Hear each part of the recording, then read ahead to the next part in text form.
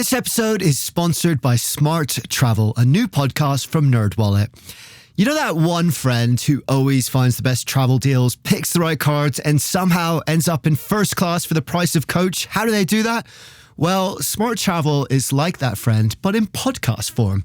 They cover all things travel finance, like which travel cards earn their keep and which are just heavy, shiny metal, and planning group trips that won't ruin your budget or your friendships. So travel smarter and spend less. That's the key with help from NerdWallet. Follow Smart Travel wherever you get your podcasts. Armchair Explorer is a part of the Voyescape podcast network. Check out all of their shows from around the world at voyescape.com.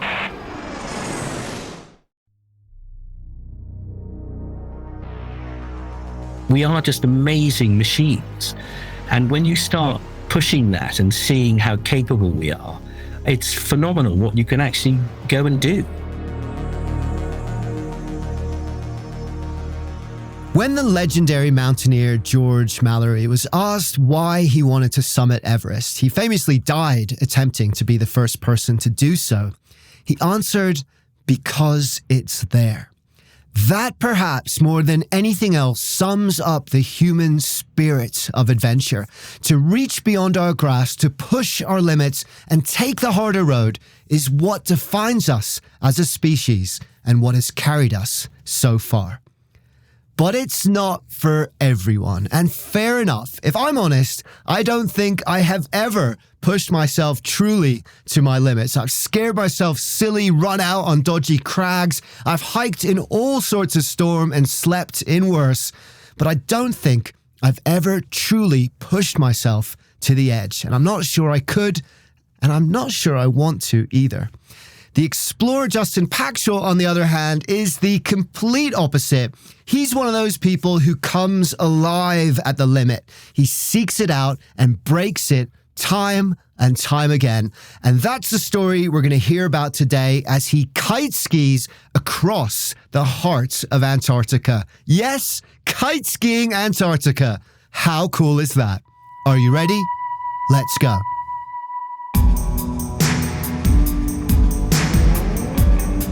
This is a good old-fashioned adventure yarn, but it's more than that too. It's also a story about science, psychology, Mars, and climate change. It's about how we cope with the most extreme physical challenges imaginable, and ultimately, how that defines us as humans. If you're curious about the southern end of the world, or if you just want to listen to a proper expedition story from the warmth and comfort of your home, I don't blame you. You're going to have fun on this one. But before we get into it, some background. You can learn more about Justin's expedition to kite ski Antarctica at chasingthelight2021.com. And you can get a full list of Justin's many other adventures on his website at justinpackshaw.com. You can also check out his pictures and follow along with all the latest adventures on Instagram at Justin Packshaw. And if you're interested in skiing or other wintry adventures, we have a bunch of cool episodes about that. So listen at the end for that list. But first, welcome to Armchair Explorer, where the world's greatest adventurers tell their best stories from the road. My name's Aaron Miller. I'm a travel writer and your host. And whether you've been listening for years or this is your first episode with us, welcome. I am so happy that you're here. If you like travel, adventure, and opening your eyes to this amazing world around us, I think we're going to get along just fine. Anyway, hit me up and let me know what you are dreaming about doing this winter at Armchair Explorer Podcast on Instagram. Let's talk some crazy travel expeditions, kite skiing, and all the rest, because we're about to go to Antarctica and have some fun. But before we do, if you enjoy this show, please help spread the word. Tell one friend about one episode you loved. Share an episode on Instagram, or maybe make a giant hot air balloon with our logo on it and fly it above your house. Whatever works for you, it makes a huge difference. So thank you for anything you can do. But don't worry about that right now, because it's time to get our gear on and head out into the cold.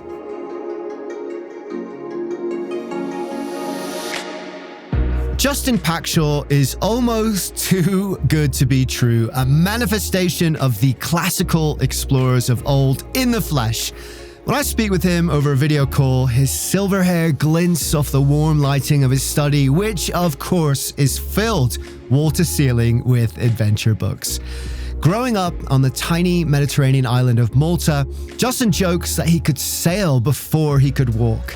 As a young man, he quickly became a world-renowned sailor, competing in races like the America's Cup and the Whitbread Round the World race, where he circumnavigated the globe. At age 20, he joined the British Army and led a distinguished career there for 10 years. But his real love was travel, adventure, the pursuit of the seemingly impossible, and pushing his limit. So in the years following his military service, Justin began adventuring in earnest, from crossing Mongolia on horseback to motorbiking across East Africa, summiting Mount Everest, and get this, jet skiing the coast of Nigeria. He actually did that, and in doing so, he became an established explorer, founding expedition companies and guiding people to the ends of the earth. And while his other adventures challenged him, hiking Everest is no walk in the park, let's face it. The places that enthralled him the most were the frigid extremities of the planet, the North and South Poles. When you're down there, because it's so difficult for humans to live, it's just not, there is nothing endearing about it from an aspect of us living harmoniously and happily. But the aspect of that challenge is phenomenal. I mean, it's really phenomenal. And to see the majesty and strength of Mother Nature in its rawest sense, that is where you will see it. You really do realize how powerful that aspect of weather and climate is. And also, I think because so few people relatively have been there, there's that sort of wanderlust, and it's a sort of how brilliant man is and technology that we can actually go and do things there. And I think there's an extraordinary feeling of either being at the top or bottom, the geographic North or South Pole, when you think the whole world is sort of is above you and it is spinning around that axis. And there is an actual point where that is happening, and that's amazing. And I think for many, people who like to go and challenge themselves, it is an extraordinary place to be able to go and do that, because nothing is easy. I mean, it really isn't easy, and you need to really know what you're doing to do it effectively if you're doing that. And then coupled with that, I was always fascinated, as many others are, with sort of old school explorers. I mean, if you think just over 100 years ago, no one had been to the North Pole, the South Pole, top of Everest, the moon. I mean, Peary went to the North Pole in 1909, Amundsen obviously to the South Pole in 1911. We didn't go to the top of Everest till 1953, and Robin Knox Johnson didn't sail around the world until 1967. So it's all in our lifetime, these sort of, really extraordinary comparisons. And that kind of fueled in me something, that aspect of wanting to go and see and be curious and kind of experience. For years, he enjoyed life as an entrepreneur and an expedition leader. On many of his trips, he took wounded veterans to the poles, raising millions of pounds for charitable causes. But then, decades into his career, he had an experience that shifted something deep inside him. A few years ago, I was in the high Arctic. I was heading to the North Pole, and I realized that the first time I'd been there was about 30 years before, and there was a physical difference. You could actually visibly see the difference. And in the grand scheme of how old our world is and its present state, that's a really quite frightening thing. And so I decided that maybe I might have some relevance, because I have been to the Four Corners and I was a soldier and represented my country at a sailing. And so I thought, I'm going to do a few trips around science and research. Antarctica is 1.5 times the size of North America, so it's a big piece of land. On top of the landmass sits a 5-kilometer piece of ice, which represents 90% of the world's fresh water. So, its particular ecosystem is something that we have to really sort of look after. The ice sheet on Antarctica is the world's largest reflector of the sun. If it melts, it will add at least a meter to the sea level around the globe in our lifetimes. By the time Justin was witnessing these changes in person, there were numerous scientists interested in monitoring those conditions in Antarctica. But it was precisely those conditions which prevented significant fieldwork and research being done. There, with the wind and the cold and the poor visibility, it is almost impossible to operate data collecting satellites, and most scientists don't have the time or resources to live in such an inhospitable environment to conduct that research themselves. But Justin did have some of those resources. So he began having conversations. He met with NASA, the European Space Agency, Stanford University in California, the Central University of Florida, and more. He had an ambitious proposal. I'd always been quite intrigued by trying to do a full crossing of Antarctica. And what most people do is, if they're doing a crossing, they go from the Weddell Sea, South Pole, across to the Ross Sea. So they go up the peninsula and then they do a dogleg when they... But I was quite intrigued by going from one side of Antarctica right the way through the middle, which has been done by some amazing people, Borg Olsen, Mike Horn, to name a couple, Rune Geldnets. But I mean, it's a very small handful. The journey Justin was proposing was over 2,000 kilometers long, about 1,250 miles, through the frozen and little documented hearts of the continent. It would take anywhere from 60 to 80 days. But beyond that, Justin also had the idea to do the journey unsupported. That meant there would be no check-ins, no refills, no supporting teams following him or meeting him to help resupply.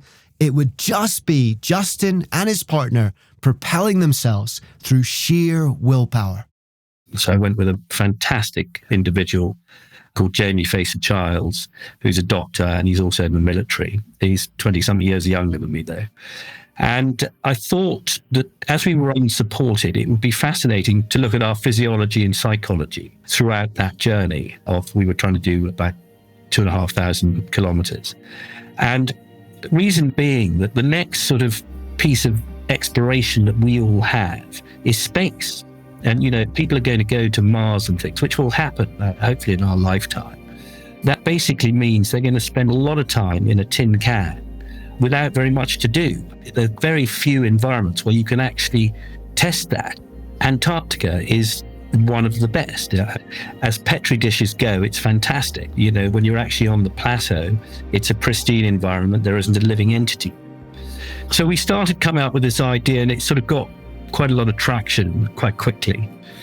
And I think I'm right in saying that Jamie and I were the most highly tested individuals on the planet for a year. We basically had lots of smart technology around us, Garmin stuff, smartwatches. We gave blood, pee, poo, and saliva every week for a year. And then when we weren't on the trip, we did a full medical and blood draw every 6 weeks. So all of that data is being crunched as we speak. In our push to become an interplanetary species, we are preparing to subject ourselves to more extreme environments than anything we've ever experienced before. In many ways, there's no way to know how our bodies will react to certain pressures and changes until we're there. But this expedition offered an invaluable close second. Scientists, doctors, and researchers were eager to analyze the effects of such extreme activity and isolation on the human body. They measured sleep levels, stress levels, recovery, heart rate, blood pressure, microbiology, and more. They even looked at how sight worked in a barren landscape, an attempt to better understand a situation from 1971 when 2 astronauts on the moon decided not to investigate a large crater, believing it to be far away when it was actually very, very close by. So all of this data, they were hoping, would be helpful for the several Moon and Mars excursions planned later in the decade.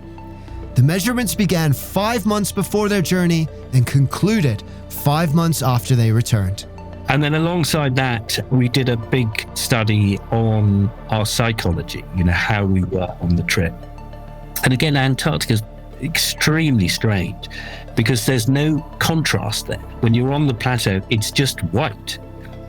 And it's a very bizarre phenomenon, that, because normally you've got X amount of other things in your mind. I need to go and pick up this, I need to, my kids, or that, whatever it might be. And a lot of those images they start with you view something and it sort of sends you down a process of, but if you take all of that out, and then you also take out the fact that there's no distractions, there's no phones, there's no anything. So your life becomes very, very narrow and quite simplistic. And the only thing you have to entertain yourself is your mind. So the psychological aspects of doing a long, quite audacious and hard trip are fantastic. They were also collecting data on the environment in conjunction with climate researchers, gathering information on everything from weather to wind speed, temperature, snowfall, snow depth, radiation levels, and UV levels. The project necessitated all sorts of supplies, from the warmest parkas in the world to a laptop for data input, not to mention food, fuel, comms devices, and more. When they started, their sledges each clocked in at 220 kilograms, almost 500 pounds. And to carry all of that heft, Justin and Jamie decided to use a rather unique method of transportation. We were kite-skiing, so we were man-hauling up to the plateau, up to about 11,000 feet. And then we were kite-skiing. And kite-skiing is a phenomenal new way of traveling. If you're man-hauling, on a good day, you might do 20 nautical miles. And that's a schlep. Kiting, people are doing 200 Ks a day. The most we did was nearly 100 Ks. I mean, that's a huge amount of distance. If you've never heard of kite skiing, don't worry, I don't think many people have, but you probably have heard of kite surfing, and it's basically that on skis. So rather than using only your own manpower to propel yourself forward as you would in cross-country skiing, for example, you're hooked into an enormous, powerful kite which drags you along at eye-watering speeds. Sounds awesome, right? Well, as Justin was about to find out, it's also bloody hard. They packed their bags, flew to Antarctica, unloaded ridiculous-sized kites and bulging sledges, and set foot on the ice. There is that sort of old-school little boy aspect of, holy moly, this is a beautiful adventure. And, we are so lucky to be able to start this. But I suppose interwoven in that is trepidation. You realize, it's a huge undertaking. And that reality, when you start suddenly, you need a bit of that. You need that sort of the romanticism sort of goes away and you're back on the sort of like, okay, so now we need to bring our A game. We got up onto the plateau, which took us a handful of days. And we were sort of getting ready to kite. And then we got engulfed with a terrible storm for about 12 days. I mean, I've been in quite a lot of storms there, but this one came in and was just relentless. I reckon we had winds of sort of over 150 miles an hour. And if you think that, obviously you can't go out in that, but you're in just a standard cut, well, not standard, they are special tents, but they're just two pieces of nylon. They're not thicker, they're not insulated. You can't help but think, if something went wrong, it would be quite an exercise if something did go wrong. And you have to always keep your tent into the prevailing wind. And luckily, there tends to be a prevailing wind, but over 12 days, it will shift by 5, 10 degrees, 15 degrees. And it happened with us. And at one stage, our whole tent was buckling. So we realized we had to move it. So we had to go out. So we had our crampons and ice axes and kind of just basically lashed ourselves in as we moved our tent back. They spent 12 days in the tent, winds screaming past and rippling the nylon walls, entertaining themselves with backgammon, trying to rest in the eerie grey light of the storm. They had to conserve their fuel for cooking, so the temperatures inside the tent were virtually identical to those outside. Antarctica is a place of contrasts. I mean, when it's beautiful, it's stupendous. I mean, it really is. And the vastness of it, it's so unusual. However, the other side of the coin is when the environment around it is angry, it's a very, very frightening place to be. But there's a sort of, strangely, there's a great beauty in power when you see, I've heard people say this about, hurricanes. And predominantly I'm a sailor, and I've sailed through pretty much everything. And although it is frightening, of course it's frightening, but it's also quite magnificent to see how strong and how versatile, I suppose, this whole system is that we find ourselves living with it. After nearly 2 full weeks, the storm finally abated enough for them to pack up and begin their adventure in earnest. But it didn't take long for more obstacles to begin rearing their icy heads. Because we had so much weight, you'd always have to use a slightly bigger kite than you would if you were just kiting by yourself. And they're quite unruly beasts, kites. And they're fine when they're, under control and they're happy. But the terrain was so bad. I mean, I was shocked, actually, once we got more and more into the interior. So the interior of Antarctica it's like being in a bay and on quite a windy day when the sea's quite rough. And you just freeze that. And that's what the sort of majority of the surface of Antarctica is. And it's called sastrugi. There tends to be a prevailing wind. It's very, very hard ice. I've never witnessed anything quite like it. It was like tungsten. And it can be up to about 3 or 4 feet. And to ski over, it's quite difficult. And so your pulse either turning over. And so occasionally your kite would get out of control and then all hell would break loose. And we worked out that the easiest thing for us to do was to, once we started, just keep going. Because every time we put our kites down, they'd get tangled and you'd spend half an hour trying to untangle them and stuff. So we just thought, look, we'd just go. We'd break camp and we'd start in the morning. And we'd go for between 6 and 8 hours. We'd just kite. One day, Justin and Jamie finished kiting for the day, looked at each other and could only laugh with amazement. They had spent 8 hours kiting in temperatures of 60 below. To put that in perspective, the average freezer is about 15 degrees below.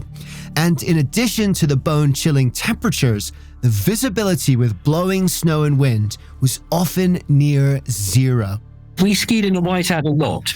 Kiting's funny because you can quite easily get half a K or a K ahead of your teammate or behind your teammate. And you have to be a bit careful because, it's not that easy to follow someone's tracks and you're on hard ice. And if you can't see them, you could quite easily get separated. And we got so good at it that we could almost kite in a pretty much total whiteout. And whoever was behind would ski with his skis, a foot from the back of the person who was leading sledge. But even the most skilled athletes fall sometimes. And Justin met with a fall that could have been deadly, not even halfway through their trip.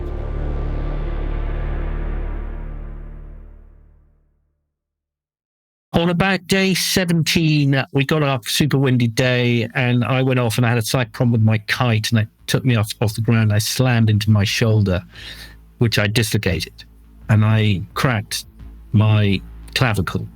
So that wasn't great. But again, we were in the middle of nowhere and either we stopped, which we could have done, I guess, or you just sort of go on I think it's all right. Jamie's a doctor and a very, very fine one at that. And we sort of, he looked at it and said, yeah, you've definitely dislocated it. And luckily it had come out and then slammed back in. And so we sort of just carried on and I was sort of all right. But when I came back here, I didn't know I'd fractured my clavicle. As soon as we came back, we had to go and have a big checkup for this testing we were doing, and we were completely MRI'd. And my doc was like, something very, very wrong with your shoulder. Is it all right? I said, yeah, I think so. But Jamie thinks I dislocated it. And this is what his prognosis was. And he said he was spot on. And that's exactly what you did. So basically, I kited for 40 days with a slightly dodgy shoulder. But he had no choice. The only way out was through. And beyond his own survival instinct, Justin was driven by the knowledge that the pushing of his limits, his ability to adapt and persevere, would be instrumental for the future of exploration. On NASA's Behavioral Health Research website, there's a heading that reads, "Future deep space exploration missions will require a small team of astronauts to live and work in a confined environment the size of a studio apartment for up to 2.5 years." I can't even really wrap my mind around how that would feel, considering I go stir crazy after just a few hours indoors. And with zero real-time communication and support from Earth-based teams, those astronauts will need to be trained on applying coping mechanisms, treatment strategies, and assessment tools to themselves. Justin's research on endurance, looking for not only his physical, but crucially his psychological breaking point, was helping to create those tools. And that knowledge pushed him onwards. Justin and Jamie continued, taking their journey one day at a time and slowly improving as kiters over long, arduous stretches of ice. At that time of year, the sun in Antarctica shines nearly 24 hours a day, washing each morning, afternoon, and night with a cold, bright glow. It felt like they were skiing on the moon, bumping through vast, uninterrupted stretches of pure whiteness. And then one day, their contacts at NASA alerted them that there would be a solar eclipse visible overhead, the first change in landscape and scenery they had witnessed in weeks. It was very surreal, actually. I mean, totally surreal. It happened. We watched it, marveled, got back in our tent and tried to go back to sleep for a bit. We woke up and, a couple of hours later and we were like, did we dream it or was that real? And it was all. But again, I think, as with all these things, we tend to sort of miss a lot of stuff just because we're busy. And I have been so lucky to have seen beautiful, beautiful things which are just in front of your nose. But because there's no light pollution, on Everest, we climbed, and some of the other mountains I've climbed, you tend to climb to the summit at night, but they're early in the morning, and you look down and there are stars below you. Well, it's phenomenal. You can see the curvature. And then in the high Arctic, the amazing infractions of light with the aurora borealis, and it's just fantastic. And also flora and fauna, wildlife. But again, you see it, you're more receptive in a strange way when you're out of your sort of comfort bubble.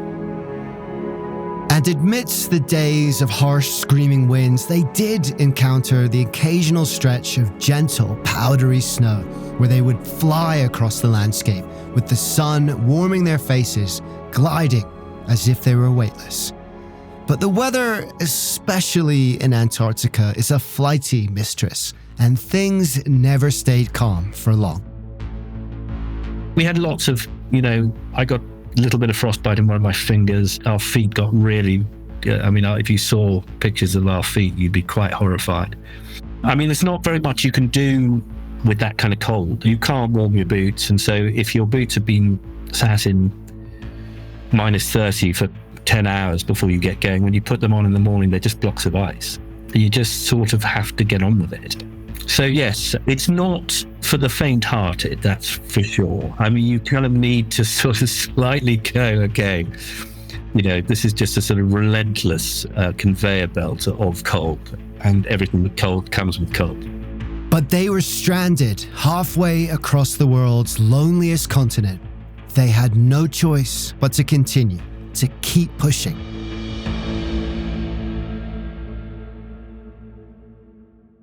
Each morning, like it was Groundhog Day, they pulled on their boots, unfurled their kites, and headed into the screaming winds. The days, like the landscape, blurred into a monotony of kiting, data gathering, physical testing, ration monitoring, equipment repair, and rest. At one point, The only marker of passing time was the arrival of Christmas Day. We had a wee tot of whiskey, and fun enough, we had no wind, so we weren't going to ski. And then we suddenly felt a tiny little, the tent was our sort of barometer, and it just little bit of movement in our tent. So we thought, come on, let's try. So we went kiting for about 4 hours, and we did something like 8Ks or something, lots of hard work trying to do it. And we got back, set up our tent again, and carried on sort of, being Christmassy like. And then about 6, the wind got up again, and we kited till about midnight and did another 40 Ks. But at that point, they had to take advantage of any window of good weather, even on Christmas.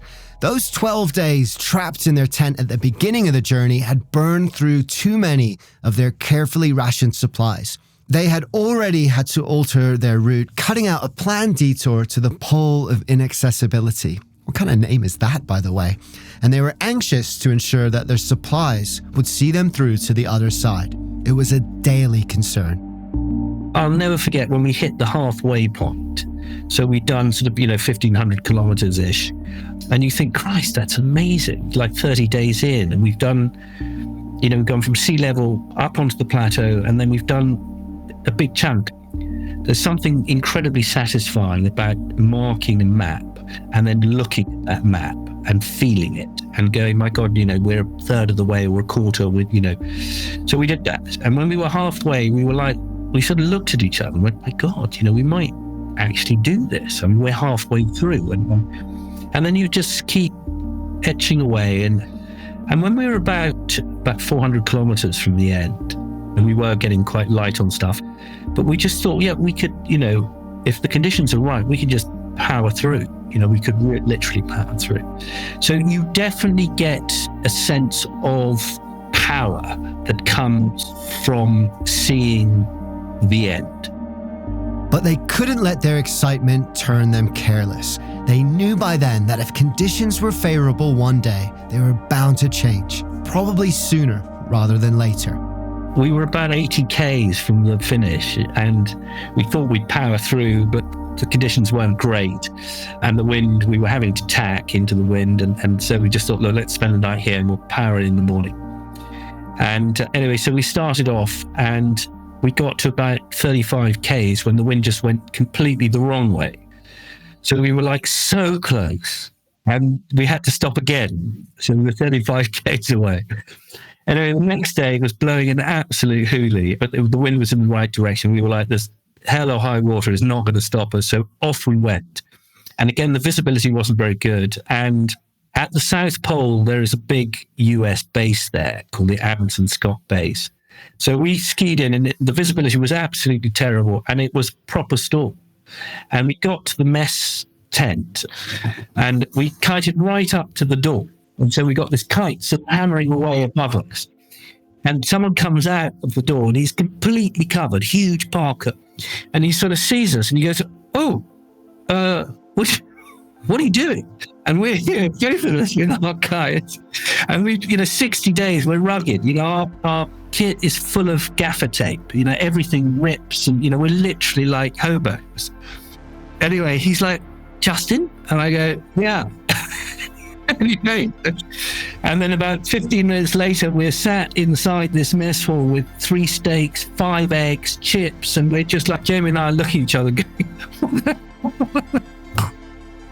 again, very good for you, I think. You really appreciate everything. It makes you appreciate everything. Getting into a hot bath when you come back, having a nice glass of wine or some, everything. Just you suddenly colour, trees, it's stuff that we take for granted every day. I think anything in the outdoors just makes you a slightly more compassionate person around how lucky we are. Maybe that is why adventure is addictive. Not just because of what it gives us in the moment, or even those intangible boosts in our mental health that have been so well documented and come after. Perhaps we also push beyond our limits. We also risk it all so that we can return and remember everything we have to live for. After enjoying one of the most satisfying meals of their lives, Justin and Jamie were able to sleep indoors for the first time in months. They had done it. They'd navigated through the terrifying and unknown heart of the least explored continent, and they had finished just in time. So when we actually finished on day 59, we had half a one-man ration left, and we had a quarter of a litre of fuel. The highlight, I think, is always if you get to the end and you've got 10 toes, 10 fingers. Jamie and I, looked at each other and we'd had a love affair, really. I mean, I don't mean that. We so relied on each other. And the whole thing was a sort of amazingly fun, adventure. It was even at its worst times. And I think that, you can do that. You can do that even when you're doing things which are really difficult. I think that's one of the highlights. I think the aspect of understanding how versatile and adaptive the human is, it's remarkable, actually. It is remarkable what we can achieve. And on many of my other trips, I've taken wounded soldiers to both the North and South Pole. It's ridiculously humbling when you see people who should struggle much more than able-bodied people do, just like hot knife through butter, get on with stuff and do it with a twinkle in their eye and humor. And I've got millions of stories of exemplary behavior, which makes you sit up and go, stop whining. So yeah, I think that's another aspect which is really good on if you push yourself a bit. I'm always amazed, when you actually get to the bottom, that the world, that is the point that everything is rotating around, and that you can, from a latitude perspective, as you walk around, the pole that sticks where the South Pole is or the North Pole, you are walking around the equator. You are walking around the world. That's very significant. Yes, it's it's a very humbling experience, is the truth. We are capable of so much more than we think. In a world of convenience, grocery stores, Uber rides, and virtual doctors, we rarely even come close to our limits, to our breaking point. We don't have to risk it all or go to the frozen ends of the earth. But if we never push ourselves, if we never step out of our shrink-wrapped, brightly packaged world and put ourselves in a difficult position, if we never flirt with that edge, we're selling ourselves short. I think the aspect of what can be learned from just testing yourself. Outdoors is obviously a very good environment, and anyone who's spent time in the outdoors, I suppose, starts learning weird and wonderful ingredients of the versatility and flexibility of life. I mean, nothing ever goes in a straight line. Weather always changes. Sometimes it's fantastic and lovely, and you sit back and soak it all up. And other times it's bloody frightening, and you have to be super responsible and preempt and sort of really understand the aspects of how severe situations can be. I think anyone who's done any element of the latter is going to come back a better person. And, as Winston Churchill said, success is going from failure to failure without loss of enthusiasm. My takeaway is that you must always think big.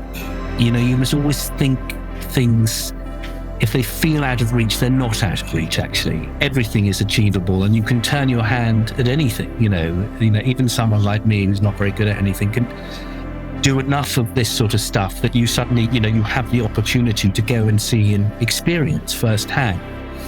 I think the other thing which is important is to kind of challenge assumptions. And hopefully, I use this quite a lot, create a vision that is bigger than the current reality. We can make ourselves better. As various people have said, Steve Jobs said, be a yardstick of excellence. Well, you can be, really strive to be a better person, to have compassion and empathy and love. And they're all great things. And, they make for a happier world and happier people. You create a vision that is bigger than the current reality. I love that idea, because that is what it's all about. We only expand the boundaries of who we are by breaking the expectations of who we might become. Our potential is limitless, but only if we continue to push those limits, to dare to reach for the summits that were once thought impossible, whether that's kite-skiing the southern tip of the earth or just dreaming a little bigger, a little more than you currently think you can.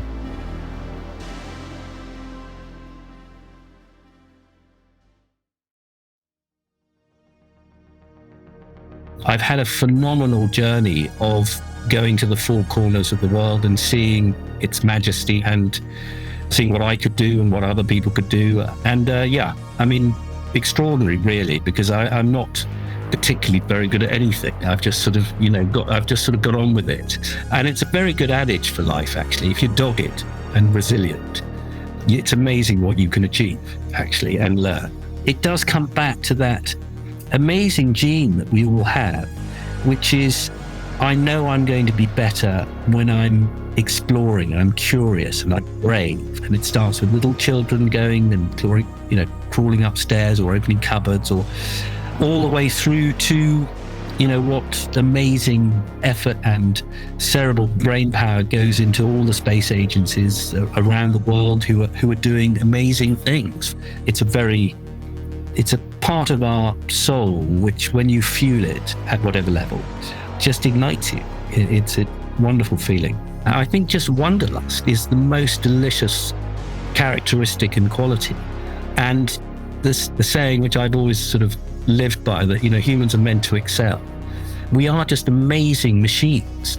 And when you start pushing that and seeing how capable we are, it's phenomenal what you can actually go and do.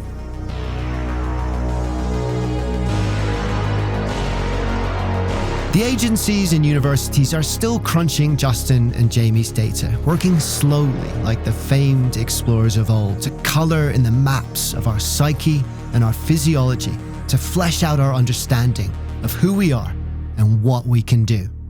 And when astronauts do step onto Mars for the first time, this kite-skiing trip across the icy heart of Antarctica, so far away from that red planet, will have been a part of that journey that allowed them to get there. The broken bones, the blinding snowstorms, the fear, the frustration, the risk, all of it will have contributed. And in the continued fight against global warming, expeditions like this are invaluable. We need to understand precisely what is happening in the far reaches of our planet in order to discover how to counteract it. And some of that research simply cannot be done with technology. You need to go there to do it. And in the continued fight against global warming, expeditions like this are invaluable. We need to understand precisely what is happening in the far reaches of our planet in order to counteract it. And some of that research simply cannot be done with technology. You have to go there to do it. Justin and Jamie had the adventure of a lifetime. They kite-skied across Antarctica because they could, because it was there. And in doing that, they built another step in the grand staircase of discovering who we are, what we're capable of, and where we might one day go.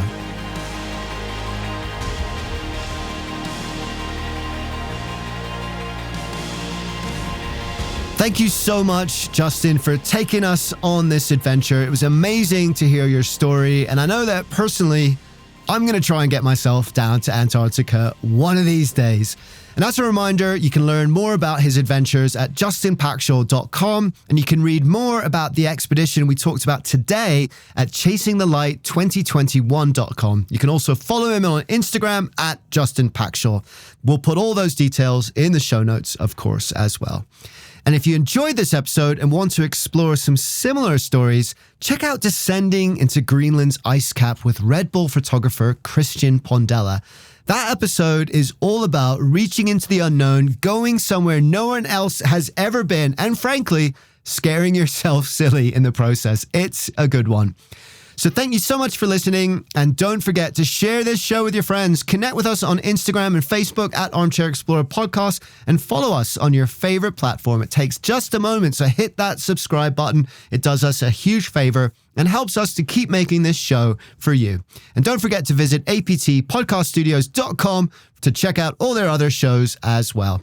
So until next time, keep looking for those moments of beauty, keep getting up when you tumble, and keep finding your limits. And then push beyond them. Because the more we look for wonder in the world, the more the wonder of the world becomes a part of who we are. Dare to be truly alive. This episode was produced by Armchair Productions. Find our other shows at armchair-productions.com. Armchair Explorer is part of APT Podcast Studios. Jenny Allison wrote and co-produced the show along with me, and Charles Tyree did the audio editing and sound design. Our theme music was written by the artist Sweet Chat. I'm Aaron Miller. Thanks for listening. I'll see you next time. Quick question. Do you want travel tips from people who have actually been there? Our show is co-hosted by Tim Johnson, an award-winning travel journalist who's been to more than 145 countries around the world. And I'm David Brody, the other co-host who's been travel podcasting for 20 years while traveling to 50-plus countries around the world. In about 10 or 20 minutes per show, we break down a destination with the kind of insight you usually only get from long guidebooks or hours of research. So if you want expert advice, zero fluff, and travel inspiration that you can actually use, search for Travel in 10 wherever you listen to podcasts, or you can also find us at boyescape.com. Hi, I'm Pauline Fromer, host of the Fromer's Travel Podcast. We post new episodes weekly, detailing the kinds of money-saving tips and cultural insights that will make your trips richer without making you significantly poorer. We do so by interviewing real travel experts like TV host Samantha Brown, Fromer's authors from around the globe, and such public figures as Free Solo's Alex Honnold. It's a fun travel party. I hope you can join us.